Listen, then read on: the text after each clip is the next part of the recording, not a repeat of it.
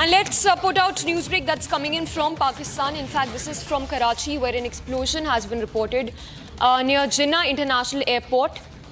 2 Chinese nationals have died and 10 others sustained injuries. So, massive explosion that rocked Karachi region. This is near the Jinnah International Airport. Reports suggest that a VIP convoy with Chinese nationals were targeted in this blast, which rocked the region near Karachi.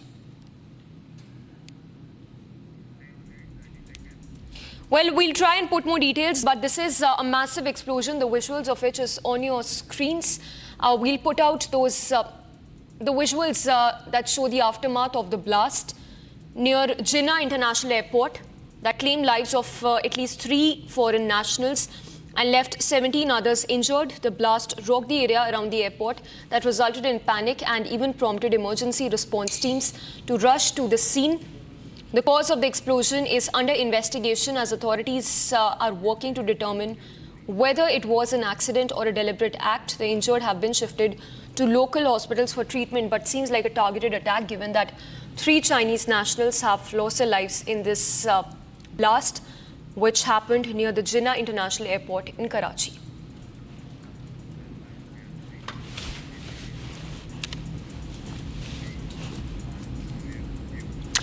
Now, Benjamin Netanyahu has come down all guns blazing at French President Emmanuel Macron after the latter called for an arms embargo against Israel amid its expanded military offensive across West Asia.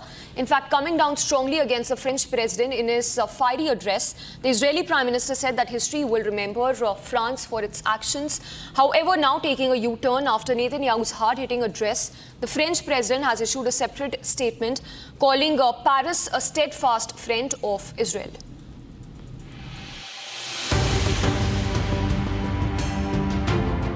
Israeli Prime Minister Benjamin Netanyahu fumed at French President Emmanuel Macron after the latter called for an arms embargo against the Jewish nation. In a remark that ruffled feathers in Tel Aviv, the French president sought a global ban on the trading and supply of arms to Israel amid its expanded military offensive in West Asia.